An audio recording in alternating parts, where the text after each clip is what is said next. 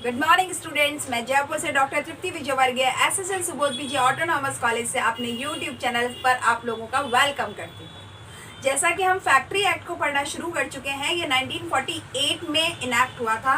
अब आज हम इसके चैप्टर्स की शुरुआत कर रहे हैं। लास्ट वीडियो में मैंने इसका समरी बताया था पूरे कंटेंट का कि किस तरीके से इसके चैप्टर्स बाइफरगेट हुए हुए हैं और क्लासीफाई हुए हुए हैं। पूरे 120 सेक्शंस हैं इसमें, तो इसे किस तरीके से हमें पढ़ना है कि बात समझ में भी आ जाए और हमारा मतलब प्रेशर भी नहीं हो, टेंशन भी ना बढ़े।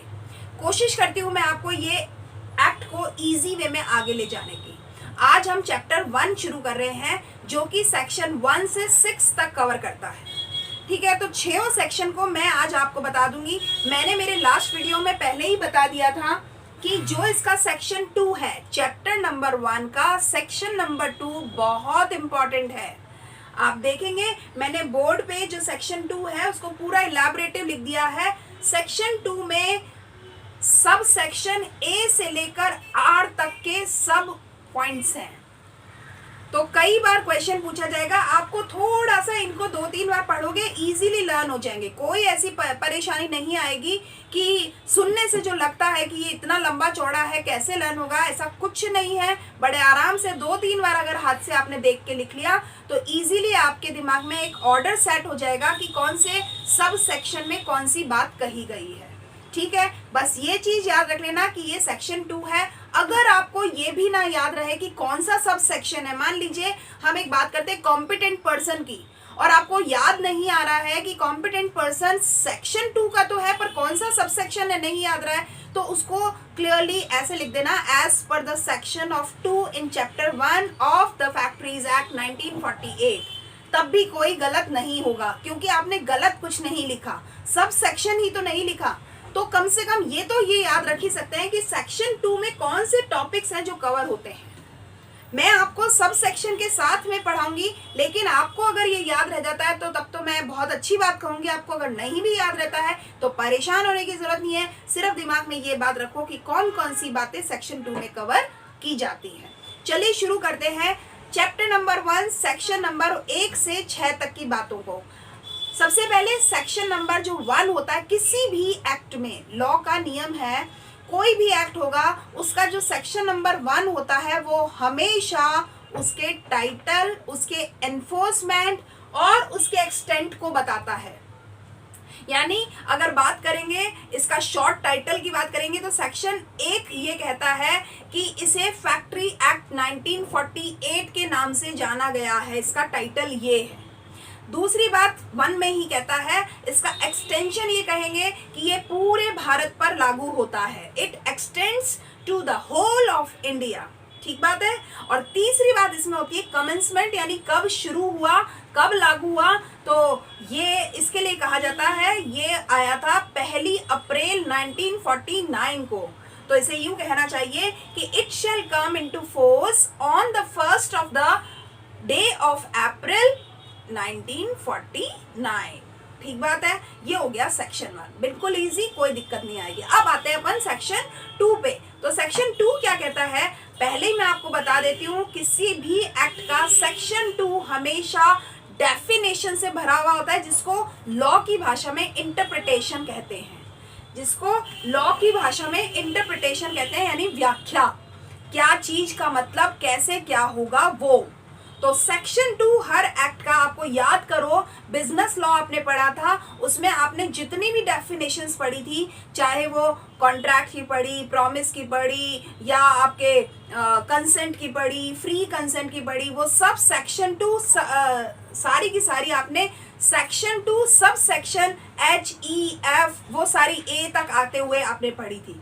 आ रही है बात समझ में। तो आपको ये चीज क्लियर रहनी चाहिए कि किसी भी एक्ट का सेक्शन नंबर 1 उसके टाइटल को, एक्सटेंट को और कमेंसमेंट को बताता है, शुरू कब हुआ उसको बताता है, और सेक्शन 2 हमेशा उसके इंटरप्रिटेशन को बताता है। तो ये कॉमन सी बात है, अगर ये याद रह जाती है तो आप हमेशा जब भी डेफिनेशन लिखेंगे किसी एक्ट के किसी बात की, तो आप इसे मतलब एक अंदाजे में भी लिख सकते हैं कि this is defined under the section number 2 of the particular act. ठीक है, अब जरा बात करते हैं, इसमें A से R तक बांटा गया है।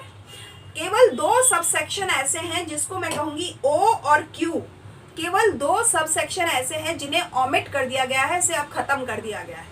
उसके अलावा और क्या कहा गया है ए से आर तक, जरा बात करते हैं। ए कहता है एडल्ट। एडल्ट वर्ड को डिफाइन करता है। एडल्ट का मतलब होगा हर वो व्यक्ति एडल्ट माना जाएगा जिसने अपनी उम्र के 18 साल पूरे कर लिए हों। ठीक है, the person who has completed his 18 years of the age. दूसरी बात कहता है एडोलेंस। एडोलेंस का मतलब होता है एक ऐसा बच्चा जो कि 15 साल से तो ऊपर का हो लेकिन 18 साल से अंदर का हो, यानी 15 से 18 साल के बीच का जो व्यक्ति बच्चा होता है जिसको अपन युवा बोलते हैं वो, तो एडोलेंस होता है। इसको कहा गया है who has completed his 15 years of age but has not completed his 18 years. Clear.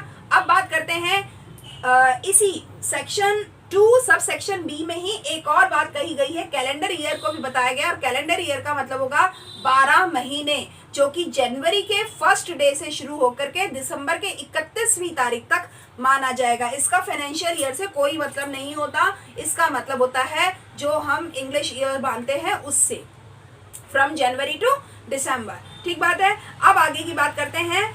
C sub section कहता है चाइल्ड के बारे में। चाइल्ड वो जिसने अभी अपनी उम्र के 15 साल पूरे नहीं किए हैं, उसको बच्चा माना गया है। यानी एडल्ट ए में, एडोलेंस बी में और चाइल्ड में सी कहा गया है। तो इसके आगे आप ये लिख सकते हो, एडल्ट वो जो 18 साल से बड़ा हो, एडोलेंस वो जो 15 और 18 के बीच में, और चाइल्ड वो जो 15 के अंदर हो।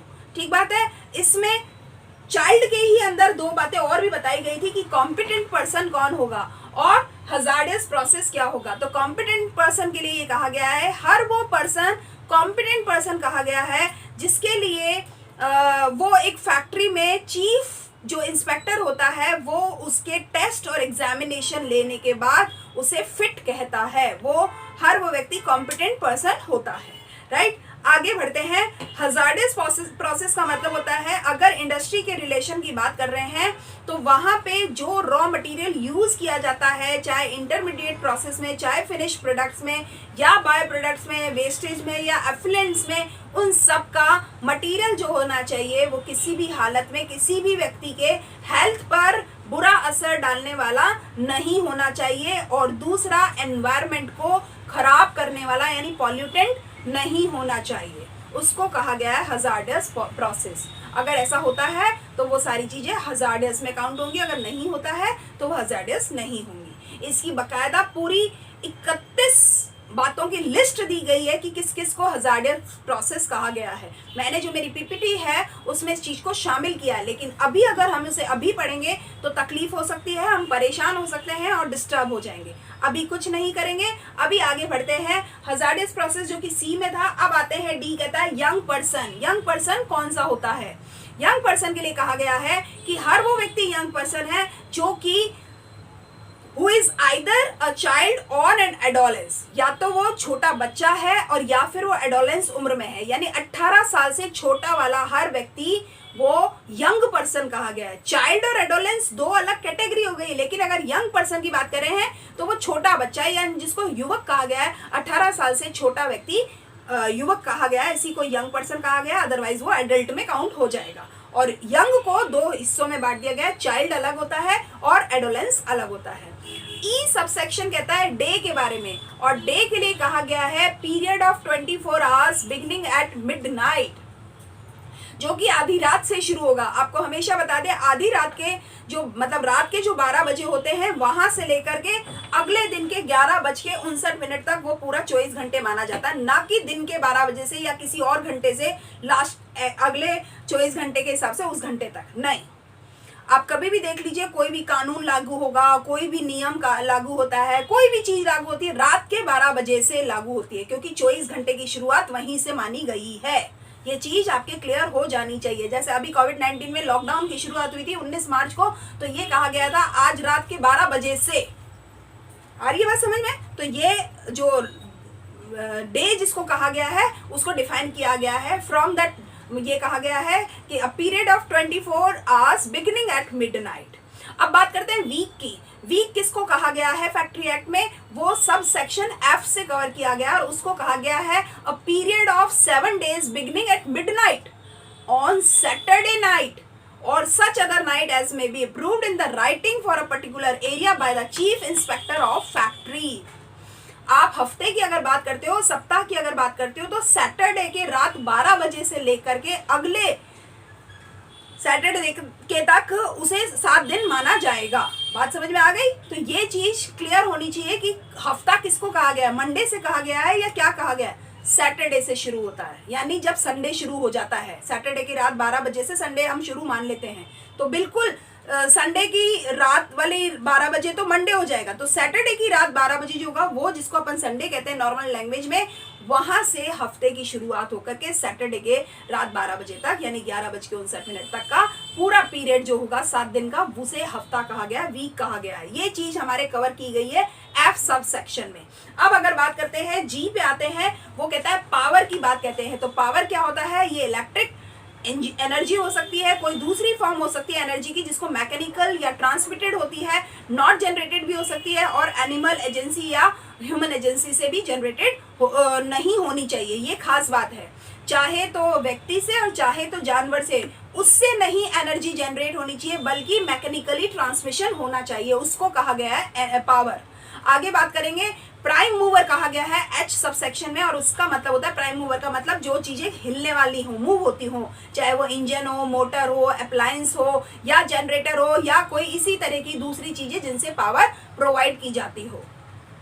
इसके अलावा आप बात करते हैं ट्रांसमिशन मशीनरी की, जिसको आई सबसेक्शन ने कवर किया है। इसका मतलब कोई भी ऐसी शिफ्ट व्हील या ड्रम या पुले या सिस्टम ऑफ पुलेस या कपलिंग, क्लच, ड्राइव बेल्ट्स या कोई दूसरे ऐसे डिवाइसेस और अप्लायंसेस जिससे से कि प्राइम मूवर में मोशन आता हो, यानी वो मूव करता हो, उसको बोलते हैं ट्रांसमिशन एनर्जी। वो लीवर, पुले, कुछ भी हो सकता है, ठीक है। इसे कहा गया ट्रांसमिशन मशीनरी, यानी कोई जो मशीनरी रन करेगी, किसकी वजह से रन करेगी, जहां से एनर्जी आएगी, तो उसको ट्रांसमिशन मशीनरी कहा गया है। अब जे सब सेक्शन कहता है मशीनरी क्या है, इसमें वो सब प्राइम मूवर्स शामिल होते हैं और ट्रांसमिशन मशीनरी शामिल होते हैं, कोई भी दूसरे अप्लायंसेस भी शामिल होते हैं, जिससे कि पावर को जनरेट किया जाता है या फिर ट्रांसफॉर्म किया जाता है या फिर ट्रांसमिटेड किया जाता है या अप्लाई होती है, उन सबको मशीन कहा गया है। यानी किसी भी पावर को जनरेट करके और ट्रांसमिशन और जो हमारी प्राइम मूवर्स है उसके जरिए वो मशीन जब रन करती है, उसको हमने मशीनरी कहा है, ठीक है। अब बात कर रहे हैं के की, सब सेक्शन के ने क्या कहा है? के ने कहा है मैन्युफैक्चरिंग प्रोसेस। उसका मतलब कोई भी ऐसा प्रोसेस जिसमें कोई चीज बनाई जाए, ऑल्टर की जाए, रिपेयर की जाए, ऑर्नामेंट की जाए, फिनिशिंग की जाए, पैकिंग की जाए, ऑयलिंग की जाए, वॉशिंग की जाए, क्लीनिंग की जाए, ब्रेकिंग अप किया जाए, डिमोलाइज किया जाए, या किसी और तरह से ऐसा ट्रीटमेंट किया जाए कि वो चीज अपने यूज, सेल, ट्रांसपोर्ट, डिलीवरी और डिस्पोजल के पॉइंट ऑफ व्यू से उसमें कोई बदलाव होता हो, कोई बदलाव होता हो, चाहे उसे गलाया जाए, तपाया जाए, कोई बनाया जाए, कुछ भी हो सकता है, उससे अगर इसमें ट्रांसपोर्ट, डिलीवरी ऑफ डिस्पोजल या सेल और या यूज पॉइंट ऑफ व्यू से कोई बदलाव हुआ है, उसको हम मैन्युफैक्चरिंग प्रोसेस कहते हैं। ऐसे ही चाहे पंपिंग किया जाए, जनरेट किया जाए, कंपोज किया जाए, कंस्ट्रक्ट किया जाए, प्रिजर्व किया जाए, वो सारी चीजें सब मैन्युफैक्चरिंग प्रोसेस में आती हैं। अब बात करते हैं एल सब सेक्शन कहता है वर्कर कौन होता है। तो वर्कर के लिए कहा गया है, हर वो व्यक्ति वर्कर कहा गया है जो कॉन्ट्रैक्टर के कमांडिंग से, चाहे तो वो फिजिकल काम करे और चाहे तो वो मेंटल वर्क करे, उस असाइंड वर्क को कंप्लीट करता है और फिर रेम्यूनरेशन प्राप्त करता है, ठीक बात है। और इसमें मैन्युफैक्चरिंग प्रोसेस से ही वो जरूरी नहीं है कनेक्टेड हो, किसी भी चीज से कनेक्टेड हो सकता है जिसमें वो काम करता है, ठीक है। आगे की बात करते हैं, जो एम सब सेक्शन है फैक्ट्री को डिफाइन करता है। आपको लगेगा कि ये सारी चीजें ही तो अपने आप में इंपॉर्टेंट है, इसीलिए कह रही हूँ सारी चीजों को पढ़ना है आपको, सेक्शन 2 पूरी तरह से पढ़ना, और 2-3 बार अगर आपने इसे पढ़ लिया ना तो आपको कठिन नहीं लगेगा। अब बात कर रहे हैं फैक्ट्री की। फैक्ट्री क्या होती है? फैक्ट्री वो प्रीमाइसेस होता है जो कि इंक्लूड करता है प्रिसेंस देयर ऑफ, जहाँ पे 10 या 10 से ज्यादा लोग काम करते हैं, या फिर वो लोग एक दिन में मतलब 12 महीने के हिसाब से हर दिन काम करते हैं, या फिर मैन्युफैक्चरिंग के किसी भी पार्ट में वो इन्वॉल्व होते हैं जिसमें कि पावर यूज की जाती है, वो जगह फैक्ट्री कहलाती है, ठीक है। उसके अलावा ये कहते हैं ऐसी वो जगह जहाँ पे 20 या 20 से ज़्यादा लोग काम करते हैं और जहाँ पे 12 महीनों में से हर दिन काम किया जाता है और मैन्युफैक्चरिंग के दौरान किसी भी पावर का एडिशन करते हुए और वो माइंस एक्ट के तहत काम कर रहे होते हैं। मोबाइल यूनिट भी हो सकती है, वो रेस्टोरेंट भी हो सकता है, वो होटल भी हो सकता है, उन सबको भी फैक्ट्री कहा गया है। ठीक बात है। अब आते हैं जो हमारा सेक्शन है एन, सब सेक्शन जिसको कह रहे हैं ऑक्यूपायर कौन होता है। ऑक्यूपायर का मतलब होता है हर वो व्यक्ति जो किसी भी फैक्ट्री अफेयर्स पर अल्टीमेट कंट्रोल करता हो, यानी मालिक जो अल्टीमेट कंट्रोल करता है, यानी हर एक निर्णय पे अपना डिसीजन लेगा, वो ऑक्यूपायर कहलाया गया है। राइट। आगे बात करते हैं एन के बाद ओ जो है वो ओमिटेड है। फिर पी की बात करते हैं कि प्रेस्क्राइब्ड क्या होता है। प्रेस्क्राइब्ड का मतलब होता है हर वो चीज जो हमारी स्टेट गवर्नमेंट ने इस एक्ट के तहत कही है उसको हम प्रेस्क्राइब्ड कहते हैं। क्यू ओमिट कर दिया गया है और आर ये कहता है, आर के बारे में कहा गया शिफ्ट, शिफ्ट को डिफाइन करता है, यानी शिफ्ट क्या होती है तो कहता है where the work of same kind is carried out by 2 or more set of workers working during different period of a day, each of such set is called group, relay और each of such period is called shift। पूरे एक जैसे काम को अगर दिन में बांट दिया जाए, ग्रुप में बांट दिया जाए, तो काम करने वाले व्यक्तियों को तो ग्रुप कहा जाता है और उस काम के दौरान के पीरियड को शिफ्ट कहा जाता है। जैसे कहते हैं ना मॉर्निंग शिफ्ट है, नाइट शिफ्ट है, इवनिंग शिफ्ट है, उसको शिफ्ट कहा जाता है। ठीक है। तो ये तो हो गई ए से आर तक के सेक्शन 2 की पूरी डिटेल में बात। अब बात करते हैं चैप्टर नंबर 3 क्या जो चैप्टर नंबर 1 है उसका सेक्शन नंबर 3 क्या कहता है। ये टाइम के बारे में कहता है। टाइम किसको कहा गया है, स्टैंडर्ड टाइम क्या होगा, तो ग्रीनविच मीन टाइम को एक्चुअली टाइम कहा गया। इंडियन स्टैंडर्ड टाइम जो है वो 5.5 आवर्स के साथ रिलेट करता है। इसने ये कहा कि time of day are reference to Indian Standard Time being 5.5 hours ahead of Greenwich Mean Time. ठीक बात है। आगे की बात करते हैं। जो सेक्शन नंबर 4 है वो डिफरेंट डिपार्टमेंट्स को सेपरेट करता है फैक्ट्रीज में, या फिर एक ही फैक्ट्री के अलग अलग डिपार्टमेंट, अलग अलग फैक्ट्रीज अगर होती हैं तो उसको किस तरीके से बाइफरगेट करना है वो चीज के बारे में बताता है। सेक्शन नंबर 5 ये कहता है कि पब्लिक इमरजेंसी के दौरान किस तरीके से पावर से एग्जेम्प्ट किया जाएगा, उस बारे में भी वो बात करता है। और जो सेक्शन नंबर 6 है वो अप्रूवल के बारे में, लाइसेंस के बारे में या फैक्ट्री के रजिस्ट्रेशन के बारे में बात कहता है।